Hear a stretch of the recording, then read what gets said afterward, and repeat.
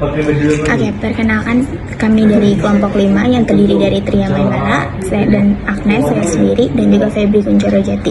Saya akan menjelaskan tentang struktur dan sistem pengupahan di perusahaan Hotel Safa Jakarta. Oke, yang pertama ada pendahuluan. Di sini membahas tentang latar belakang masalah perusahaan didirikan untuk memperoleh laba demi menjamin kelangsungannya. Karena pegawai memberikan tenaga, pikiran, melaksanakan tugas dan tanggung jawabnya pada perusahaan untuk mencapai tujuan jangka pendek maupun jangka panjang. Sebagai balas jasa atas kompensasi dan peranan pegawai, maka diberi gaji dan upah sesuai dengan kualitas pegawai tersebut. Hotel Safa juga merupakan perusahaan yang bergerak di bidang perhotelan, didirikan sebagai upaya mendorong kemajuan pariwisata di Indonesia.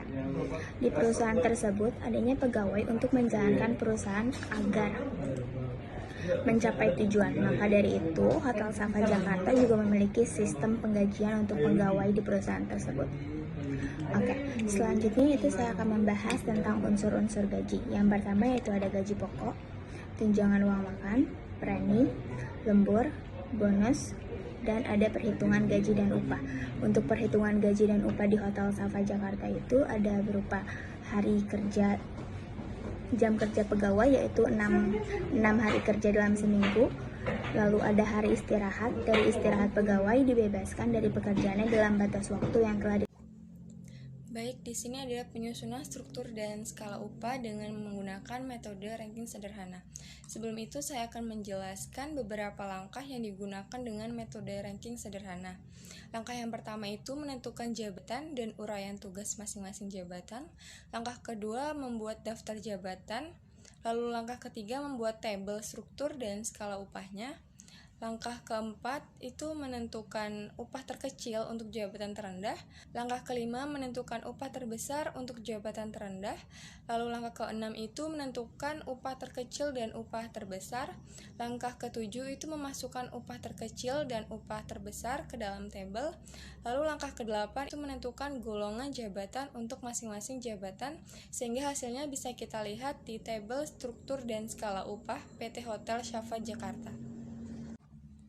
Di langkah pertama ini kita menentukan jabatan dan tugas masing-masing jabatan.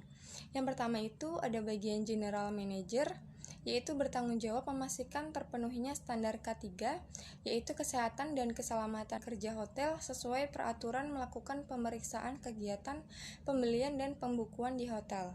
Lalu melakukan pengawasan terhadap pemilihan sumber daya manusia dan pelatihan staf hotel, lalu bertanggung jawab melakukan penetapan pembuatan anggaran operasional dan pengadaan barang hotel.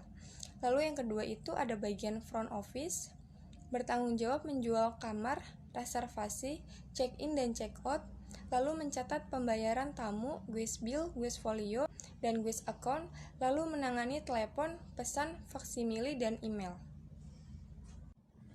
Yang ketiga ada bagian accounting manager, di mana bertanggung jawab memastikan pembukuan keuangan kantor tersedia dan terlaksana dengan baik sesuai dengan target. Lalu memastikan posting jurnal operasional ke dalam sistem terlaksana dengan baik. Lalu memastikan laporan keuangan perusahaan tersedia dan terdistribusi kepada manajemen dengan baik. Lalu ada bagian food and beverage manager. Di sini ada chef dan server. Chef dikenal juga sebagai juru masak. Seorang chef adalah sosok yang bertanggung jawab atas dapur sekaligus pengawas dari proses penyiapan makanan. Waiters dengan keterampilan komunikasi dan fisik yang berpadu sempurna. Seorang server merupakan lini terdepan restoran yang harus menyapa pelanggan, memahami kebutuhan dan memberikan layanan yang akurat dan cepat. Langkah selanjutnya adalah kita membuat daftar jabatan dari yang termudah hingga yang tersulit. Di sini sudah tersusun dari yang termudah hingga yang tersulit berdasarkan uraian dari masing-masing jabatan yang sudah saya jelaskan sebelumnya. Di bagian termudah itu ada server, waiter atau waiters. Lalu di atasnya ada bagian front office. Setelah front office ada bagian executive chef. Lalu di atasnya ada accounting manager. Yang terakhir bagian yang tersulit di Hotel Safa Jakarta adalah bagian general manager. Saya Febri Kuncoro Jati akan melanjutkan presentasi dari teman saya, yaitu Tria. Di sini ada tabel struktur dan skala upah dengan urutan jabatan berdasarkan uraian tugas. Yang pertama yaitu ada waiters dengan upah terkecilnya 3.200.000 dan front office agent dengan upah terkecilnya 3.900.000. Untuk chef upah terkecilnya yaitu 4.100.000 dan untuk accounting manager itu paling kecilnya 9.500.000 dengan general manager dengan upah terkecilnya 19.800.000. Kemudian ada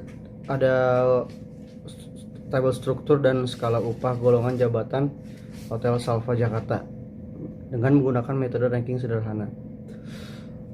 Untuk waiter sendiri dengan golongan jabatan pertama dengan upah gaji terkecil 3,2 juta dan upah terbesar 3,5 juta. Untuk front office dengan golongan jabatan kedua dengan upah paling kecilnya 3,9 dan upah terbesar 4,2 juta. Dan untuk chef atau F&B product golongan jabatan ketiga dengan upah terkecil 4,1 juta dan upah terbesar 4,5 juta. Dan untuk accounting manager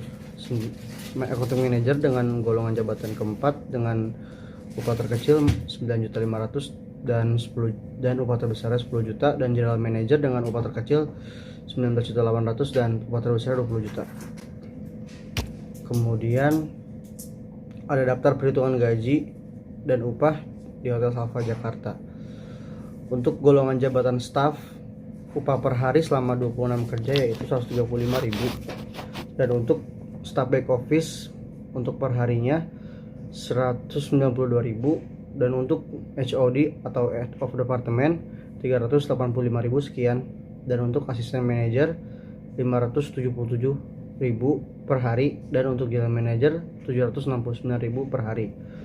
Untuk upah minimum yang diterima untuk masing-masing golongan tidak tetap karena masing-masing karyawan memiliki poinnya masing-masing. Untuk rumus perhitungan gaji sendiri yaitu ada golongan jabatan dikali upah per hari sama dengan gaji. Dan kesimpulannya, masing-masing perusahaan memiliki kebijakan atas prosedur dan standar pengupahan itu sendiri. Di dalam perusahaan ini beberapa departemen memiliki gaji standar Jakarta, sedangkan beberapa departemen lainnya masih di bawah standar Jakarta. Oleh karena itu, dalam perusahaan di bidang hospitality ini memiliki uang bonus atau service fee.